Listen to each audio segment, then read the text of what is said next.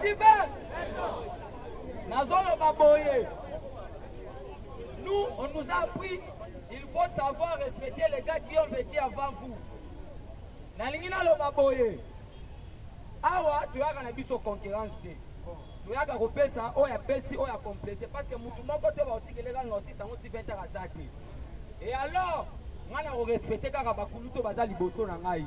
UDPS viva. Vous me mettez ma bombe makasi. Bomba bomba. D'abord, on a rectifié. Ce n'est pas Fatih qui a arrêté Ngoïmoulunda. Le problème, c'est quoi? Le président de la République, après les propos, il y a Félix Kabang et incitation à la haine tribale, avec le gouvernement, alors il y a sous toléré, ni toléré, ni impuni. Bomba bomba. Et qu'est-ce qui se passe? Ngoïmoulunda na cérémonie à musée dans son église avec un drapeau séparatiste Katanga en présence d'un inconscient Chadari dans cette église. Ngoïmoulunda se taxe d'élite en disant que non, Dieu a donné à tout le monde sa province plutôt, les Kinois, les Katangais, les Kiboussiens. Et si vous voulez avoir le miel et le lait par les bus, il faut savoir respecter Joseph Kabila. C'est pour cela. Aujourd'hui, hier plutôt, mon Kassan j'ai arrêté. Aujourd'hui, il est devant le pousseur. N'a pas d'ending mon corps.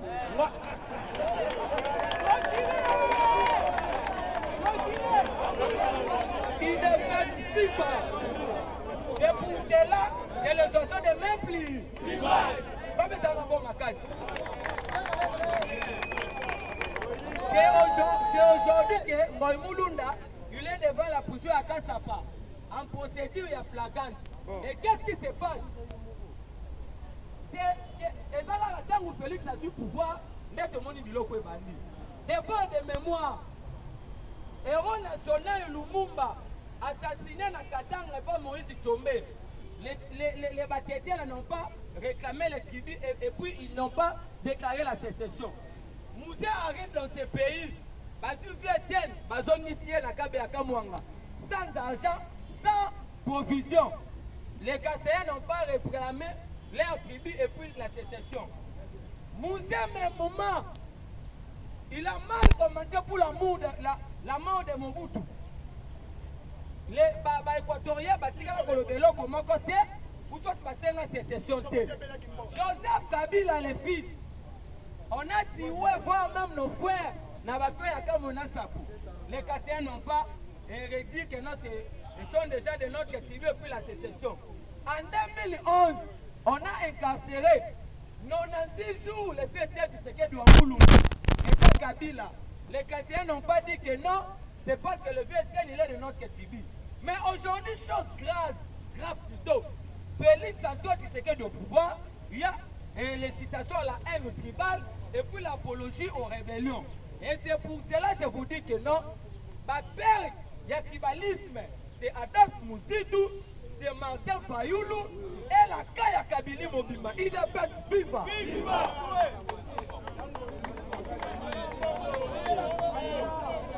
Il est best viva. Et maintenant, qu'est-ce qui se passe? Dès lors que l'enfant de Sphinx à la tête du pays, il a le malicieux. Au moment où nous sommes en train de parler, tous les élites du Katanga ont réunion. Pour faire sa position à Bango par rapport à l'arrestation de Ngoïmoulunda. Mais quand on a libéré Dikapen, on n'a pas vu les choses sortir. Nous, les ressortissants du Katanga, nous félicitons les chefs de l'État. Il n'y a pas eu de déclaration, il y a silence radio. Mais pour comprendre que non, il n'est pas basé sur propos tribaux. En fait, c'est la famille à Kabili. Bomba, bomba. Yoka Moïse Katumbi Alobi, Kabila ce n'est pas un Katangais. Kabila c'est un Rwandais. Preuve aller, il n'a pas un passeport congolais. Il s'est retrouvé dans ce pays comme étant infiltré. Il est best vivant. Mais Ngoïmoulunda va aller plus loin pour défendre Kabila. C'est pour cela que nous réclamons 5 ans. Il y a pouvoir en Abissolo en 2011. Pourquoi? Parce que tout cela qu'il a fait à un partisan, à un tribaliste, à un proche de Joseph Kabila. C'est pour cela qu'on a refusé.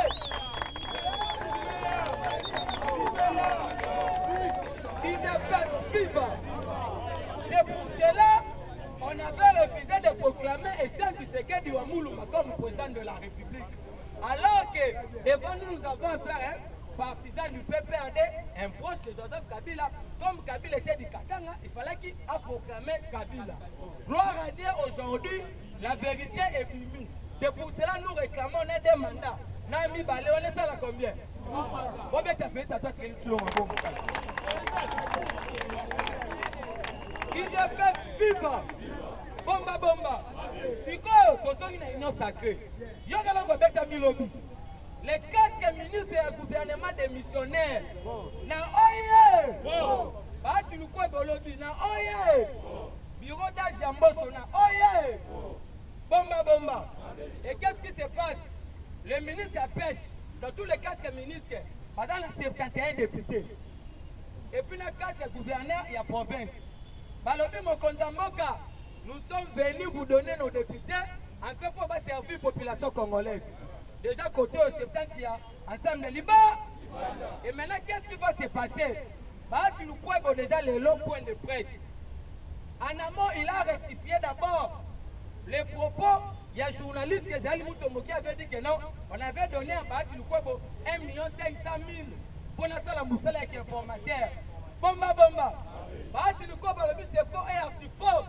Depuis que nous avons désigné la mission information, papa s'en fraté. Abi preuve en écoute, conférence de presse Oyo, na télé na communication. Bon, moi, poche à moi si na lelo na tongo.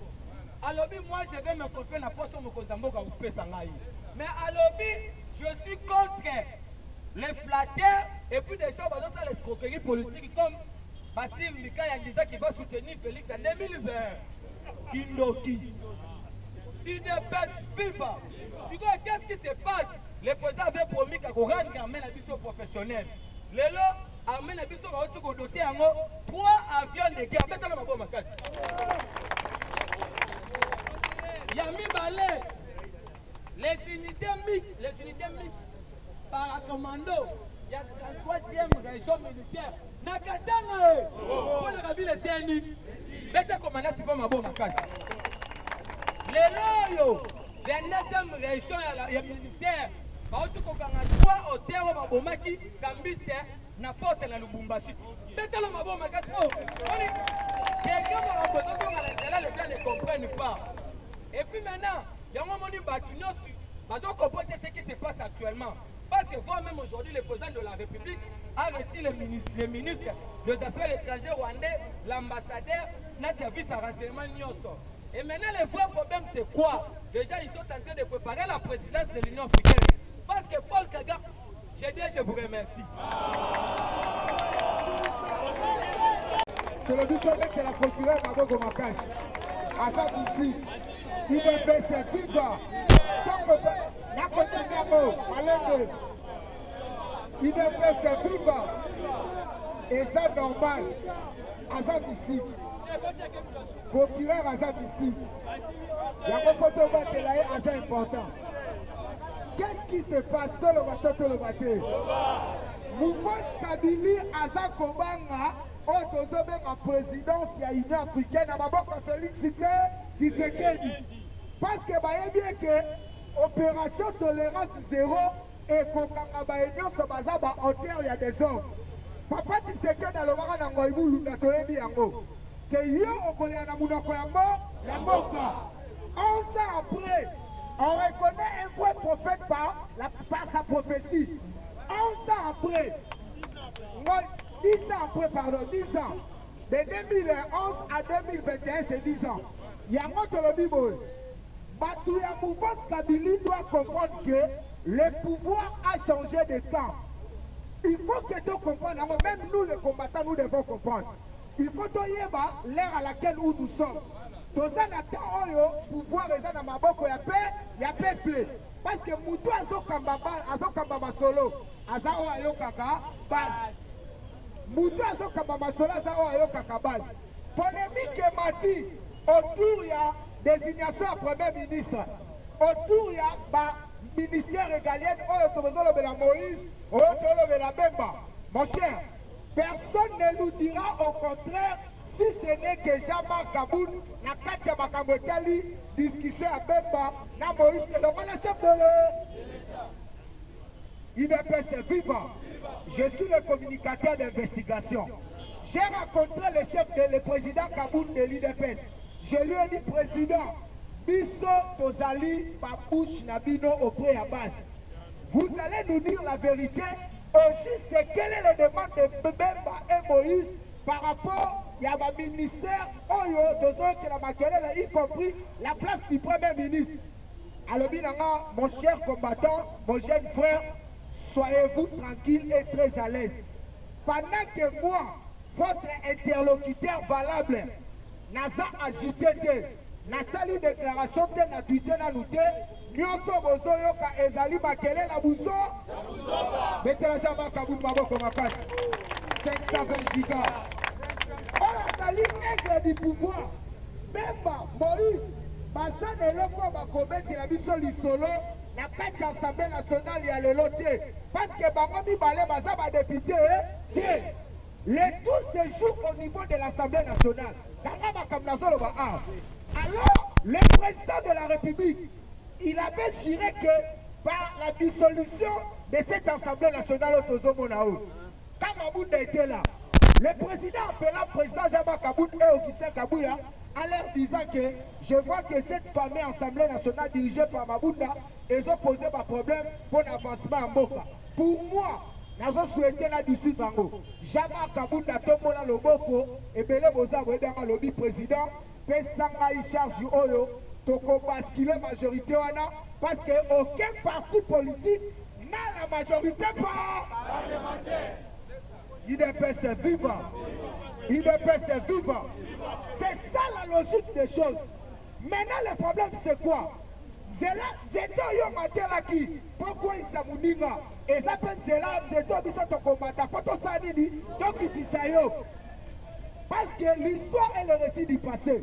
La Constitution dit que parti et commettre à Tolo, dans quatre assemblées nationales, il faut la majorité absolue. Or, pour avoir la majorité absolue, il faut au moins avoir 250 députés. Au compte, il y a des l'UDPS. Je vous dois un calcul simple. L'Assemblée actuellement, il y a FCC, basal à 145 députés. PPRD à 39. Bahati Lukwebo, na compte sa AFDC à 41 députés. Les AAB des frères Nani, Pierrot, Pousse Mobile à 8 députés. La mère Mende, 7 députés. IDPS 32. Maintenant, aux zones du Samaï, PPRD, FCC, par sa majorité, Ensemble à Moïse, par sa majorité, le tout se passe par consensus et par négociation. Félix est un aigle du pouvoir là-dedans bien. Il y a bien que pour maîtriser la tempête, il y a 3 grands critères pour un pays sa politique nabiso. Alors, il faut d'abord passer par la réconciliation nationale. Les deux, il faut qu'on ait que intérêt partisan, puis qu'on mobiliser les acquis nationaux. Il y a un président de la République, Abemaki Moïse, il y a ensemble, ensemble, et dans la décomposition de la carte. G7, na groupe, il y a Hélène Guy, les a Daniel Sakou, Batamou Eliezer, Christelle Vonga, bateau va compter pour accompagner le chef de l'État. Maintenant, le problème, il y a quoi ensemble, tout le bateau. Maintenant, le chef de l'État m'a beaucoup compris que l'UDPS est une machine politique. Les vrais problèmes, il y a ensemble, et ça lui dit, bande de G7. Natangi Kombo na yo, Christophe Lutundu là, Christian Mwando, Olivier Kabitatou, Enyoso Basalana Joseph Kabila, montre que les seules occasions pour la bango, il y a que la pouvoir et ça il y a ça sacré. Il y a un moni bango, Batabou Sabi la cahier de charge Joana. Moïse a dit si bangoni. Moïse Alobi, c'est vous qui sont des députés. Tout ce que vous allez me proposer pour l'intérêt de la nation, moi j'aurais qu'accepter ça et présenter ça devant le chef de l'État. C'est ça. Même les gens d'Aboye dit Makambo. La réunion va contacter à Pullman. Tant que Moïse est un cas, nous avons des amis caméras, on va contacter la réunion là. Et maintenant, problème, il y a G7. ils ont dérangé ensemble. Moïse est dans le problème. Moïse pense à la reconnaissance vis-à-vis du chef de l'État. Parce que c'est le chef de l'État qui a sauvé Moïse. Il passeport sur son expulsion, la seule congolaise à la Joseph Kabila. Il est passé vivant. Il y a un moment où tout le monde balobi, na sengi, na ba député ensemble, va privilégier les intérêts de tout Katanga est derrière le chef de l'État. Tolobaki yango que ndenge tozobeta lisolo awa Katanga ezali succession te. Le pasteur Moïmoulunda, c'est un kabiliste mounene qui joue le jeu de Kabila dans des situations difficiles. Il a joué les situations difficiles dans le ramassage de armes $100. Armes lokota kenda. Yo voté en église pour vous rafraîchir le mémoire bouquet. Dans la drapeau bango batiaki na nini. Yo ka baloba ki na suka. Le Katanga au Katanga, Sud Kivu au Kivusien et le Kinshasa au Kinois. Est-ce qu'un pasteur au côté à ma discours xénophobique à modèle là? Vous avez eu la mission pour sauver les âmes ou pour défendre un individu de Joseph Kabila qui est le malheur numéro 1 du peuple congolais. Notre souffrance s'appelle Joseph Kabila. Il est en train de manigancer. Pour y que vérité ça te dit, voilà combien va préparer qui va kabiliste le col à Charles Koto, va préparer tout le col à qui n'a pas boudaye, va intégrer l'Union sacrée, leur vision Zali, comme ça la président Félix, un deuxième Kabila sous forme il y a FCC. Or, aujourd'hui, ceux qui sont FCC va rester parce qu'il n'y a pas un bon leadership. Thierry Monsene Palobi, on peut connaître. Non, vous mouyez mon nez matata folle. Bakouka avion pour la désignation, il y a le frère Joseph Kabila. Est-ce que bien? Il est resté vivant. Batabongo va libre après sa biso leçon. Batabongo va laisser par la biso. Il y a votre lobby boye, Salah na calme. Le vol aigle du pouvoir, Jama Kabounda Kaboud, une épaisse machine politique. Et Pétina du monde côté na Otali, bakaye de charge na bango. Nyonso bakoloba likolo ya Congo ezali lesa. Ayoki ote na lobi nyonso bakoloba ezali lesa. L'UDPS est la machine politique du Congo. L'UDPS est vivant. Yango tolobi boye, l'Union sacrée c'est le courant politique du chef de l'État. Au moins il concerne la peuple comme on a liba. Au moins il concerne la peuple comme on a Abokaba. Tokutali lobi. l'UDPS viva. Bantu nanga okenda wapi? Uzote tungisaki nga makasi. Ngana kolobela mingi na makambo etali ngo imulunda te. Pour comprendre vos résultats, depuis chef de l'État Félix Azana pouvoir, il n'y a que la seule province où il faut perdre Batou et Bélé. Katanga. Sikoyo pomoni sikoyo kote batu babandaki kokufa. Boke bakana ba pasteur nyonso aza mutu akopesa mutu atia maboko te. Akozwa bongo na yo akei nango. IDPS viva. Moi mulunda makambo asali. Bobila Dawa, après le pouvoir de son mari, qui s'est moqué d'elle? Personne. Kabila Joseph Laurent Désiré Kabila. Nayebi mwasi na yete soki sifa soki nani likangu wana. Qui s'est moqué d'elle? Mais yazolo bake soki boningi Katanga ezala na kati ya Congo respecté Olive Lemba. Qui est-elle? IDPS viva. Bango nyonso bazase. Kabila nazo sabino que le pouvoir est déjà parti. Nyonso ezosala bango eza soni. Eza soni. Bango bakanisi ke avec pression na banda koyebisa bino tango na banda komatawa. Eza pression ya pamba croyant que chef de l'État a koningana. Il reste le même.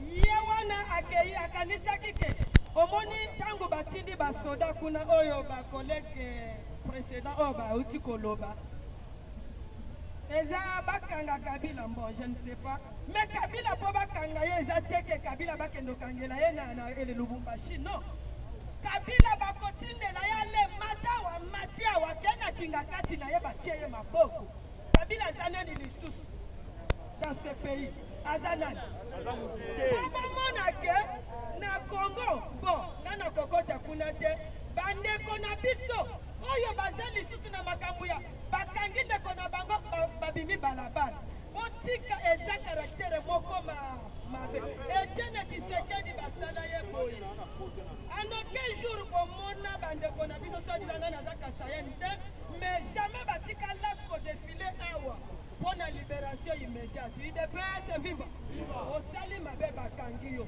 nayoki bato na yo balobi c'est l'état de droit est-ce que l'état de droit injurié frappé violé volé c'est ça l'état de droit ce n'est pas l'état de droit concernant Katumbi eza échec na ye mo akoperdre d'ailleurs baza na kolela ti bozoyoka te baoyo babimeli koto cette déclaration là engage Windo lui-même ça lui engage qu'à lui-même bakomi kochanger d'ailleurs na kati na ye sesanga lobi non nous ne sommes pas les députés d'un individu nous sommes le député c'est par la grâce du peuple congolais et quand nous sommes à l'Assemblée provinciale nous allons travailler pour l'intérêt de la nation mais yoka tubiolo nini bakolela na munoko ya mboka na bango Katumbi traître ya kala Katumbi a travaillé avec Kabila soki bolandi na interview ya chef de l'état na Eliezer atunaki ye mpona Katumbi alobi Katumbi ye azalaka ka ndenge azala UDPS viva awa ndenge tozoloba mbata professeur mbata po ayebisi bango ni mbata lobi boye il ne suffit pas de déshabiller Saint-Pierre pour aller habiller Saint-Paul nina lingalo balisusu nous refusons totalement être la 5e roue de la coalition. Il ne peut se vivre. Tozalaki na des autorités morales. Est-ce que nous avons bien marché? Non. Kaka ba 3 autorités. Toko marché. Souci na bango eza nini? Il ne peut se vivre. Souci na bango eza que la politique ou bien la vision des chefs de l'État, l'ambition des chefs de l'État, ce qui batiki ye kimia, bango bakotika la koyokana. Nous avons déjà totalisé 2 ans. Blocage kaka, a échoué kaka. Tokoti 3e année. 3e année ya biso. Et ça, année ya bénédiction. Année de grâce. Mais, hier, au moni, il nous wana. Chef de l'État lobaki 2020 des années d'action. Action salamaki. Mais ce que de Kosalem, tina 2021. Mais si koyo, bango bazolinga kaka congelé. Bayebisi honorable Sendina to Congo. Bayebisi honorable, tu es de la salle. Si koyo kaye de charge na bino zawa pesangai, apesi kaye de charge. Batali kaye de charge. Ministère de l'Intérieur, Défense, boye na boye. Bayebisi ye, si koyo place ya peuple congolais zawa abandi kolia muno koya mamana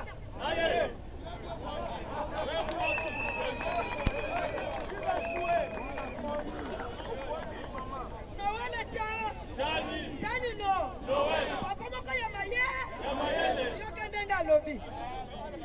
Le prochain gouvernement est une occasion de nettoyer les écuries et renouveler la classe politique si on reprend les mêmes corrompus. Comprenez mes chers amis, les mêmes corrompus et égoïstes trouvera pas. Ok, c'est quoi faire? Changeons de stratégie, l'homme est nouveau, vision nouvelle et méthode nouvelle pour avoir les résultats. IDPS viva! Viva! Tometela ya maboko.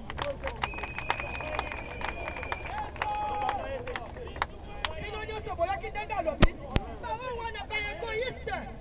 Ndenge baza wana ba égoïste, balingi kaka bango. Ba ekiri bazosala wana, nous allons les nettoyer. Je vous rassure, nous allons les nettoyer. IDPS viva! Viva! Na cité de papa yope. Mais jusqu'à présent, il y a Moïse qui a fait la déclaration, oui.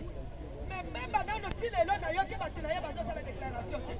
Mais même dans le bas, RDC, condamné RDC, 7 millions. 7 millions, il y a élection, il y a combattant. Il y a élection, il y a 2006. Mais ce qui m'a foutu 7 millions, il n'y a pas qu'on fout à bateau, il y a pas qu'on fasse l'élection. Il n'est pas vivre. Il y a des familles qui perdent l'élection. Va voter, mais il y a un qui pouvoir dans Bongo. Et pas Kabila. Les lois, c'est quoi? Il y a un fond de Kabila. Il y a pas comment il y a